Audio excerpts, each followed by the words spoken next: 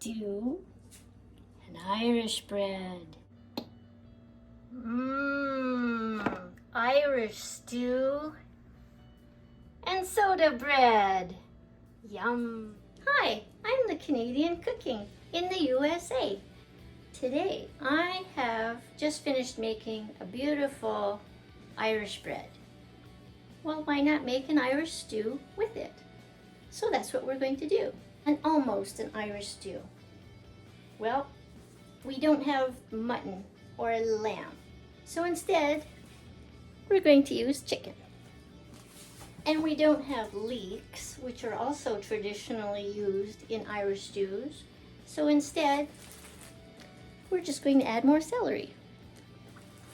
Everything else we can work around, like carrots and the yellow potatoes. Those are so nice.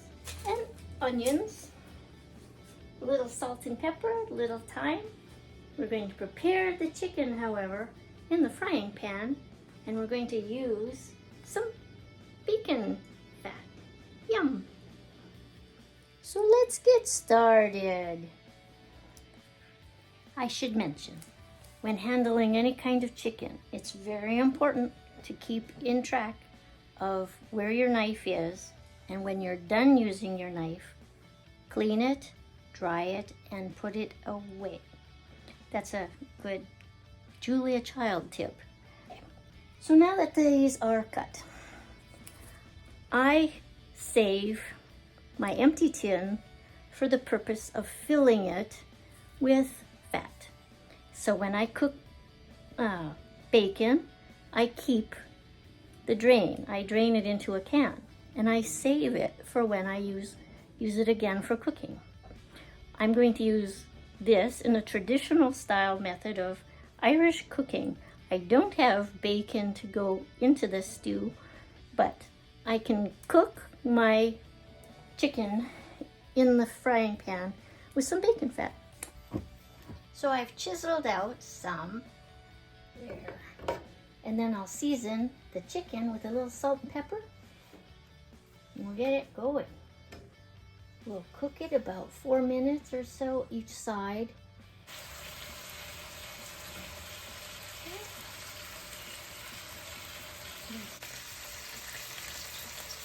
So we just have to wait, and then we put them on a clean dish, and we'll get the next batch in until they're all done. So in preparing the carrots, I've washed them and taken off the tops, not for experimental purposes, but I'm planning that the ones that will grow back, I can use again for future, and the ones that don't grow, I'll just add to the compost. But you should try and keep your stems and see if you can grow anything from them. Good idea. So while the chicken's finishing up, I went ahead and I chopped up some carrots, and next I'm going to get started and chop up and have a nice onion ready. These are nice and brown. I'm going to add them to the first batch. Oh yes, that's nice. And these will continue to cook under their own heat.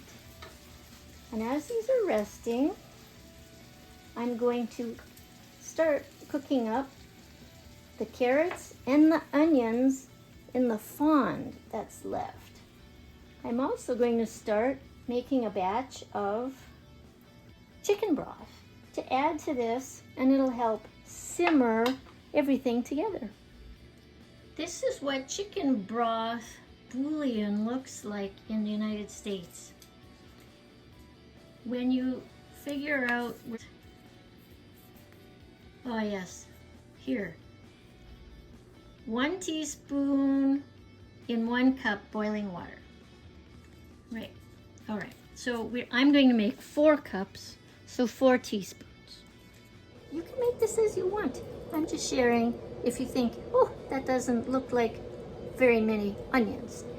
Well, for myself, the onions make a nice touch. I don't need an overwhelming abundance of them. So I've added them to the pan. They are now getting the extra flavor from the chicken. So the broth just needs to be stirred through And I like to take a little drop on my finger when the thing gets a little cooler. I like to make sure it's strong enough. If it doesn't have taste, well, what's the point? So I might actually add a little bit more, but it's up to you. I go for flavor. You can too. It's an option. It's good. So I'm now going to add. I'm going to watch the level. There, I have a little bit left. That's okay. So I'll just watch this for about 10 minutes. Let it be for a while.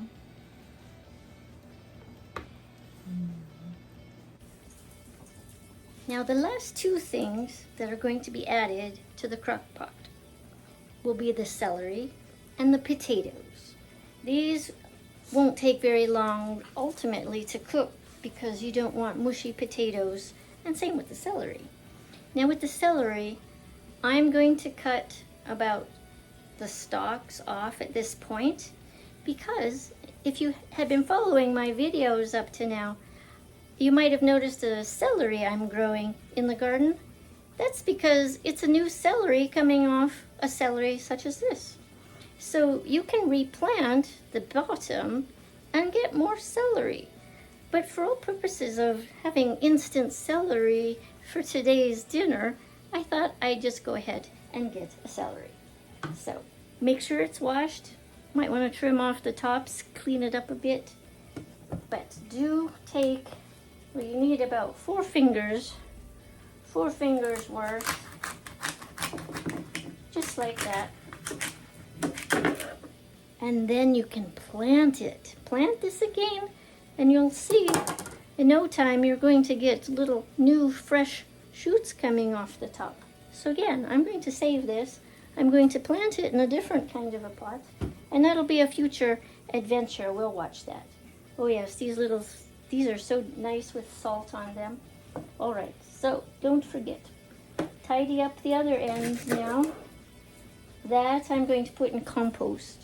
Those little wee parts there. That goes into compost. And yes, compost is a good thing. Nothing goes to waste. If you don't eat it, you can compost it. Chances are, that's a good rule of thumb. All right. So I'm going to put these in little inch squares in a moment.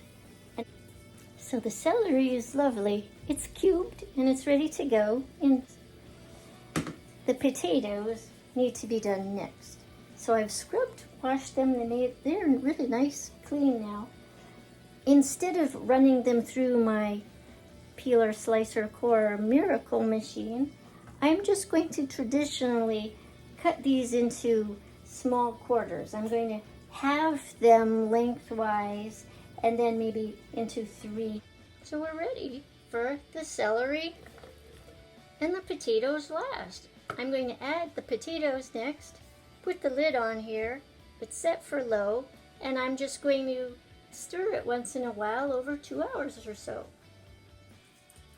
There, we have potatoes. Irish stew and soda bread. Yum. And there you have it. Well, until next time, do take care. Au revoir.